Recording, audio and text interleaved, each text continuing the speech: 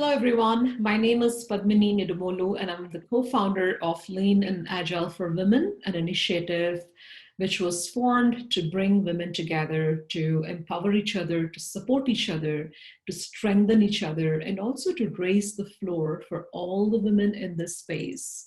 So all of us can be heard, can be seen, and can share our own narratives and the common narratives that we all have to tell. As part of this initiative, we launched something called LIA100, a project which was launched in 2019 with an effort to bring stories of 100 amazing women. Among many women, I always make sure I say this because these are 100 among so many other women out there. But we are attempting to bring these women's stories and their narratives to the world so we all can leverage the stories, we all can understand how they've come this far, and learn from their journeys, because there's just so much to learn from these amazing women. As part of this series of episodes, and by the way, you can find all these interviews as part of our LIA100 YouTube channel. So please feel free to subscribe and go to the channel to watch and view all these episodes.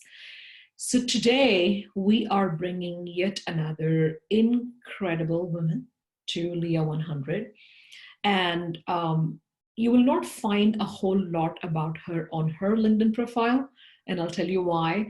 But meanwhile, I did my homework to kind of know what she's up to and what she was up to. She started her Agile journey, in fact, as a Scrum Master, and she worked in Fortune 500 companies and financial firms where she helped with Agile transformations, enterprise transformations, and coaching the teams and individuals. She's keen on helping the Agile team to be high performing. That is her forte. And she believes that Agile transformation should be the start of the individual and with the individual. So in her leisure time, she runs errands for her 3 boys or volunteers within the Agile community quite a bit. She's none other than Kemmy Raji. Kemmy, a warm welcome to LIA100. It's amazing to see you again. I know we met last year. Welcome to LIA100. Thank you so much, Padmini. Thank you so much for that. Well, welcome. You can see me grinning from head to head. No, I mean, you're truly deserving, Kemmy. Now let's talk about your introduction on LinkedIn, okay? Now you introduce yourself as somebody who is still uncovering yourself, discovering yourself.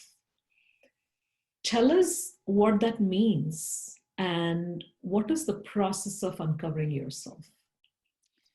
I don't even know what that means, but I find myself rediscovering the kind of person I am. I think it all started when I attended this professional coaching class, the CTI, the Coactive Coach, and I realized, that was a different person that went in and came out of that class. I realized that I had to embrace who I am supposed to be, and things that I have been suppressing. For instance, I discovered that I love to help people, but I used to think that it might come across as cheesy. Who doesn't like to help people? But then I discovered, no, it's not just about helping people. It's about helping people who are less fortunate, people from developing countries and all those things. But I'm fighting it. I'm fighting that. I sit down here in Canada or outside of my country of birth, and I feel privileged to be here. Don't get me wrong. But I feel that some part of me belongs to that area of being, which is Africa, that I need to help. So every day I look at how I can make a difference, even though I'm still in Canada and I'm not there yet. How can I make a difference? Little steps. How do I embrace that inner leader that is channeling me to help more people who are deserving? And that's where I meant by I'm still uncovering myself. I don't know what I'm going to do tomorrow, but whatever I'm going to be doing, it's going to be towards my life purpose, which is to help people.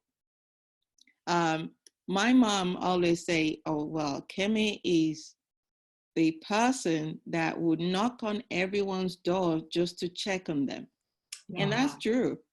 If you were trying to find a lost cousin or friend or something, someone, just ask me. I know where that person is because I'm always in contact. So relationship matters to me a lot. So, and I love that in people.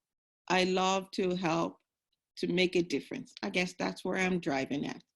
How do I make a difference? I'm still uncovering that. What do I want for myself? I'm still uncovering that. Hmm. Yeah, what difference do I want to make at workplace? Every day I meet different people. So I continue to evolve the way I interact with them. I continue to evolve the kind of person in me so that I can best support that person or the people I'm coming across. Yeah, no, that's amazing. I think, what your mom said, right? Ask Kemi, because she's always knocking on people's doors to find out how they are and to understand what they need. That is incredible, Kemi. I think that's a very rare quality. And also, if you go back to the foundation of being agile, it is, individuals and interactions, and as you said, how you learn. So tell us how you leverage that personal quality of yourself to check on people, to always being helpful. How do you bring that to work? How do you leverage? Relationship matters a lot to me. I guess to some extent, I feel like I am too attached to a relationship. I shouldn't be, but it matters a lot. So I try to build relationship wherever I go. I'm terrible with names. Don't ask me about people's names. Oh my, no, I give you company. uh, um, and I don't always recognize faces that I haven't seen in a while. So those two are not my fortress. However, I love to know what people are doing. It might sometimes be too inclusive, but when people get to know me, they understand I cherish relationships, so they don't mind. So I want to understand what their pain point is, how I can be of help without necessarily putting a lot of pressure on them. Um, so like at work, I would buy biscuit, cookies as they call it over here. We call Take, them biscuits in India, so uh, organize outings outside of work for those people that want to be. And similarly, that I think that's what brought me into just creating platforms for people to meet, to network. I love that bit. And it's all around building relationships, yeah, getting people to come together. Because I think when you foster that, psychological safety increases. People that are friends at work, not necessarily, I think, okay, maybe the word is friendly at work, knows one another, knows the family, understand what they have a common goal. I think that's what I'm looking for. They last longer and they are high performing. And that's what I want to get to when I'm at work. That's what I want to foster in yeah, people. no, that's amazing. Um, so I know that you are very active in the community. I myself, right? I met you at a conference for the first time last year, and I know that you are engaged in the community events, conferences, summits. What keeps you going with respect to these community events? I think, sure, what keeps me going is just being able to create that space for people to meet. I'm an introvert. Hard to say, hard to believe. Believe it or not, I'm not. Uh, so I create this. If you find me at a meetup, you will probably find me in a corner. But I go. I Hmm. would often attend because I want to learn. I want to connect with people. I learn most by seeing, by listening to people, what they say, and I go back and put that into practice. Reading is not something I do very often. Hmm. And I read, but that is kind of like 20% of our learn. And then I want to get away from these three boisterous boys as well. So I just want to have some me time and get to talk to people who are outside of, home. Yeah. Um, Agile community in Toronto, it's fantastic. It's so well needed that if someone new was to come into a meetup, you know that person is new. And that's how close we are. We're connected. And I just love seeing the people having a chat, reminiscing on what we've done, and looking forward to the future. I guess that's why I'm so passionate about it because of the relationship there. Right. That's truly lovely. And I think the connection, uh, I'm seeing the basic fabric in your being is building relationships, being Absolutely. connected. Yes.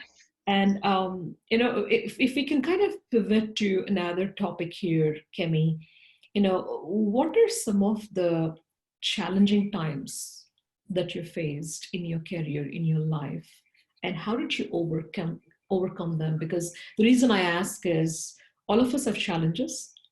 All of us have very trying times that we've gone through one time or the other. But hearing somebody else share their triumph story is truly inspiring. So, do Yeah. you want to share something like that? There has been a lot of challenges, but I still count myself as, um, I would still say I'm grateful. I don't think I have experienced a lot in comparison to some other people I've met. I came to Canada in 2014. Um, I left the UK. Well, I'd come into Canada earlier on, but left back for the UK. So I finally landed in 2014. And um, I always say with a credit card that had $1,000, £1,000 on it, and £500 cash. And that's because I had enough of just, I don't know what I was doing. I felt like I needed to just open up to get some fresh air. In the UK, I travel a lot. I would often go to Europe every weekend. It's cheap, by the way. So when I said I was coming to Canada, my friend said, that's a bit far. Well, okay, see you next week. I said, no, I'm not coming back." See you next year, I guess. Right? Yeah. So I landed in Canada, but I was so determined. I said, I have to get a job, and I'm going to get my job within the next 3 months. And I hit the ground running. There were challenges. Um, Getting people to trust me, to help me out, getting a mentor, and all those things didn't come easy. I think the first thing was, no, you are not newcomer, because I had already landed. So, and I've spent like 4 years of my PR outside of Canada. So it was beyond the usual 1 year duration to get help from the government. Yeah, okay, no worries. And I applied to every single province in Canada just to get a job. My children were with me, the two of them. We had issues registering them in school because we new to Canada. Um, there were challenges from every corner, but I was determined that I was going to get the job so that I can sustain, because I'm a single parent. And as God will have it, I got a job within 3 months of landing in Canada. I moved to Edmonton, and it was a different challenges altogether. Um, but I I was quite strong in my passion. I know what I wanted, and I went for it. And there were the challenges of being a woman, the challenges of being a Black person, the challenges of being a single parent, all those things I faced. But one thing kept me going. I know I have a passion, and I'm going to succeed. I guess that's another thing that helped, that made me to have, um, to become more involved in the community. Because I believe that when I am not just one person, I have other people around me, surrounding me, I am a lot stronger. So I get a lot of support, even though it might not be, the people might not know. I guess they do, but I get a lot of support just being within the community. So I came to Toronto. I got a job that brought me to Toronto, and that's when I came to Toronto in 2016. It was great, but there were challenges at my workplace, with someone that felt that I was speaking too much about what I believe in, and they would always shut me down. But I didn't allow that. And there were different challenges at different places of work that I've been. But then I met people who believed in me, people who saw more than I actually saw in myself. And I focused more on that over people who were trying to pull me down as I saw it. I focused more on people who were willing to help me.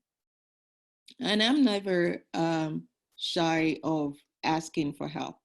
Sometimes I am, but I'm beginning to realize that that part of me, I need to uncover it. So I now ask for help. And I speak out and say, I don't appreciate what you've just said to me, or I don't appreciate what you've just done to me. The old Kemmy would never do that. I would just keep quiet. So the challenges are, I wouldn't want to go into so much details. Um, One, because I don't feel that I will be able to speak about them without shedding tears. Right. Yeah. And at the same time, I kind of like, don't want to focus on that. I Yeah, think that's the crux, right, Kemi? You will always have both sides of the coin, but which side would you like to focus on? I think is what you absolutely. just shared, and it's incredible, right? The amount of self confidence, self belief you had, and the way you landed here, and the way you kind of took the bull by its horns is incredible. I Yeah. think right there is a story. So thank you for sharing that and being vulnerable and bringing that authentic self of yours out. Thank you so much. And also, I think, Kemi, in your, of course, on a personal front, it's amazing to see that self belief and determination you showed. Now, I also know that you're involved in the community. And as you said, you go to a lot of meetups, it's a very connected space. When you go to these conferences or when you're involved in organizing them, do you see an explicit space for women? Are the organizers or are the conferences being intentional about including women, making space for women, to invite them to share their narratives and being part of it, though not 50-50, but do you see it, or at least do you see it improving? I don't. It's 2020, and I can't remember that conference. And it was all men, all lined up, white men lined up. And I thought, 2020, and I'm still saying this. That's really strange. But at the same time, I'm thinking, I don't want to be treated differently. I don't want to be a number to say, oh, well, we need to include women. And who's that woman we need to include? Okay, I wouldn't want that. In the UK, there was something back then called positive discrimination. It was, I think it was with the forces of, the police force, they were trying to do that. People were like, oh, they were all white police. How do we get in the BME, the Black, Asian, minority ethnic, into the police force? And they brought in something called positive discrimination. So where they would have a white dominated police people, they would bring in the ethnic minority in. So it's not as it wasn't based on qualification. No, I don't want that. Yeah. As much as it might be helpful and it was had good intention, it came across as, we just want you to be part of a quota we're feeling. So my point is, at what are women doing? Maybe they're doing a lot. Women in Agile is a great place. Lean in Agile is a great place. But how can we create that platform or platforms? Or how can we as women make ourselves to that point where we have a say at the table without feeling as if we are just part of some quota that they want to fill, or having to say to the organizers, well, where is the woman, or where are the women in this lineup? I don't think we should be doing that. However, I don't know what we could do or we should be doing in order to have a say at that. I don't know, but I wish this wasn't still happening, right? Yeah. I think there was a Twitter feed thread I was following, and the person was like, "Well, it's my conference. It's non-for-profit, and I can put whoever I want on there." Because he had a lined up of men, and I think someone must have approached the organizers, and they were so adamant they would include people that they feel they want to include. And um, Padmini, I don't really know. I don't know. And it kind of like, again, it has to do with the one I was telling you about that were just men. Some people don't see it as anything. Yeah. And some women don't lift the other women up, right? So if we're talking about men all lined up in a conference or in, that's another one, executives, Yeah. leadership. What are women doing? So when a woman gets to that point, what are they doing to bring in more? I don't think, maybe I haven't searched properly, but knowing myself, I like to research on anything that catches my attention.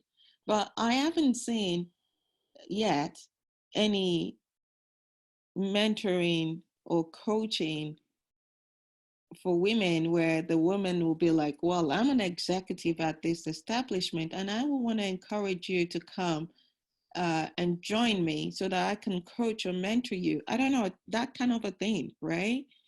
So that even if I don't get a job, not necessarily me, it doesn't mean that the person should be working in that place of establishment, but at least you can coach that person that they can begin to grow in Yeah. their own line of, I haven't seen that. Yeah. Now, I think you bring up a very valid and a timely, aspect here, Kemmy, right? And yes, we probably don't have an answer, right? What can we do about it?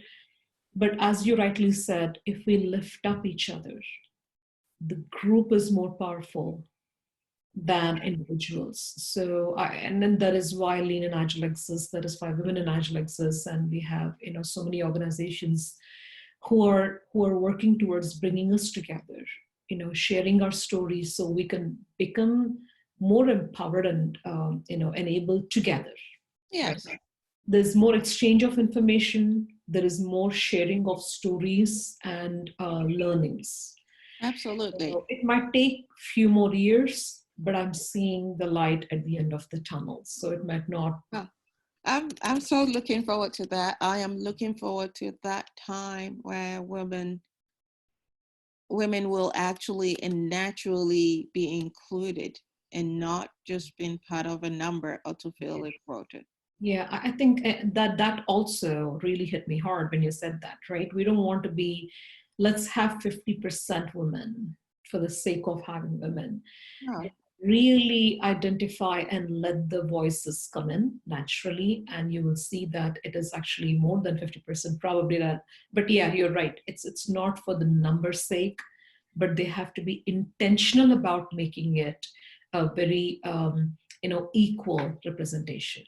Absolutely. And sometimes, and I'm not trying to say that they should pull in a woman without taking into consideration whether they are fit for that role, or they have the qualities or the qualification. All I'm saying is that there should be something in place, which I don't know, in Yeah, place whereby women are included.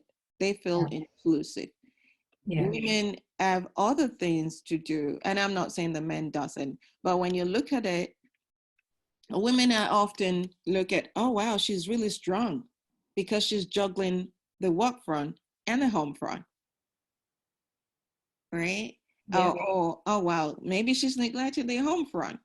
I find myself having to juggle both, and I'm not asking anybody to help me because I'm juggling, but I'm asking that look at it that I am doing everything possible at my workplace, in my career, and I don't need your sympathy. I just yes, want you to recognize yes. me as an individual and as a career person. Right, right. Yes, it's not the sympathy, but it's the recognition. Yes. Spot on. Yes. So, in fact, Kimmy, as we wrap up, what is the message that you want to share with the community? So, when I say message, something that resonates with you and that can be valuable to the community. Oh, I don't know the message. I love Agile community. I love to be um, in the midst of people who are Agilists. Honestly, I think that's probably one of the main reasons I go to conferences, meetups, or attend webinars. The community is fantastic. And I want to say that um, they shouldn't stop, even with the pandemic, because Yes. one thing that I noticed in the community is that even if you only just met that person for the first time, it's usually a hug or a peck on the cheeks and all. That shouldn't stop us still coming together. I know it's going to be hard. I don't know what normal is anymore now. Yeah. But we can still carry on with that, even if it's virtually. It'll be nice to just have a huge conference where we come together and just continue what we used to do. And that's the connection, building relationships. Yes. That's just incredible, and I think this is going to really resonate with a lot of people, because I think building connections and having that relationships with everyone around you, not just professional, but just everybody around you, it goes a long way. So thank you for that message. I know you live by it, Kemi. I think you shared so much about that aspect. We know that that is the essence of your being. So thank you so much for sharing that. Thank you so much, Padmini. We hope that we will see you as engaged, as active as you are right now, and bring that connection and that empathy, for years to come to the community. I That's what I do, and I hope I can continue to do that. I love the community. I love the people, so I dedicate my time. Thank you so much Thank for you. everything that you do for us. And thank you so much for coming to LIA100. This story is going to be very powerful. Thank you for having me. I appreciate it, and thank you for all the work you do too.